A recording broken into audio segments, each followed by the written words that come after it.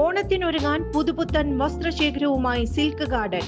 ഓണം അടിച്ചുപൊളിക്കാൻ കിടിലൻ ഓഫറുകൾ.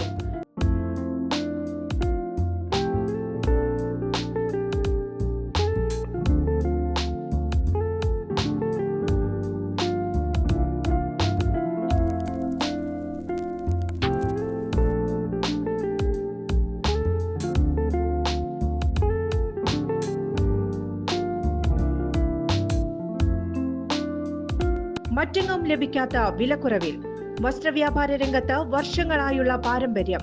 ഇനി മടിക്കേണ്ട, ഞങ്ങൾ നിങ്ങളെ സ്വാഗതം ചെയ്യുന്നു. ബീഹാർ BD പോസ്റ്റ് വിവാദത്തിൽ KPCC നേതൃയോഗത്തിൽ VD ബൽറാം വിശദീകരണം നൽകി. തന്റെ അറിവോടെയല്ല പോസ്റ്റ്. വിവാദങ്ങൾ അനാവശ്യമാണ്. സോഷ്യൽ മീഡിയ കൈകാര്യം ചെയ്യുന്ന ടീമിന് പറ്റിയ വീഴ്ചയാണ്. പോസ്റ്റ് ശ്രദ്ധയിൽപ്പെട്ട ഉടൻ തിരുത്തിച്ചതും താനാണെന്ന് ബൽറാം പറഞ്ഞു. പോസ്റ്റിന്റെ പേരിൽ തനിക്ക് എതിരെയും വിമർശനങ്ങൾ ഉയർന്നു. ദൈനംദിന കാര്യങ്ങളിൽ ഇടപെടാൻ കഴിയാത്തത് നേരത്തെ തന്നെ നേതൃത്വത്തെ ബോധ്യപ്പെടുത്തിയതാണ്. സ്വന്തം നിലയ്ക്ക് പ്രതികരണം വേണ്ട. ദേശീയ വിഷയങ്ങളിൽ സ്വന്തം നിലയ്ക്കുള്ള പ്രതികരണം വേണ്ടതില്ലെന്ന് ഡിജിറ്റൽ മീഡിയ വിഭാഗത്തിന് KPCC നിർദ്ദേശം നൽകിയിട്ടുണ്ട്.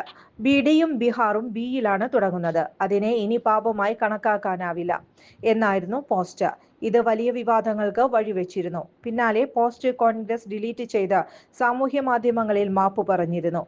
മോദിയുടെ തെരഞ്ഞെടുപ്പ് ഗിമ്മിനെതിരായ വിമർശനം വളച്ചൊടിക്കപ്പെട്ടെന്നും ആരെയെങ്കിലും അത് വേദനിപ്പിച്ചിട്ടുണ്ടെങ്കിൽ മാപ്പ് ചോദിക്കുന്നുവെന്നുമായിരുന്നു കേരള ഘടകത്തിന്റെ വിശദീകരണം. GST പരിഷ്കരണത്തിൽ BDക്കും BDയുടെ ഇലയ്ക്കും GST കുറച്ചതിനെ പരിഹസിച്ചുകൊണ്ടായിരുന്നു പോസ്റ്റ്.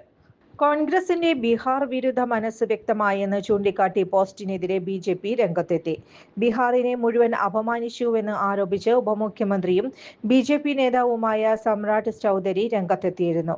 കോൺഗ്രസ് രാജ്യസഭാ MP സയ്യിദ് നസീർ ഹുസൈനും പോസ്റ്റിനെ വിമർശിച്ച് രംഗത്തെത്തി. ഒരു സംസ്ഥാനത്തെയോ അവിടുത്തെ താമസക്കാരെയോ ഇത്തരം കാര്യങ്ങളുമായി താരതമ്യം ചെയ്യരുതെന്ന് അദ്ദേഹം പറഞ്ഞു. കൂടുതൽ വാർത്തകൾക്ക് ഞങ്ങളുടെ ചാനൽ സബ്സ്ക്രൈബ് ചെയ്യുക. Facebook ഫോളോ അപ്പ് ചെയ്യുക. വാർത്തകൾ വേഗത്തിലറിയാൻ Anytime News.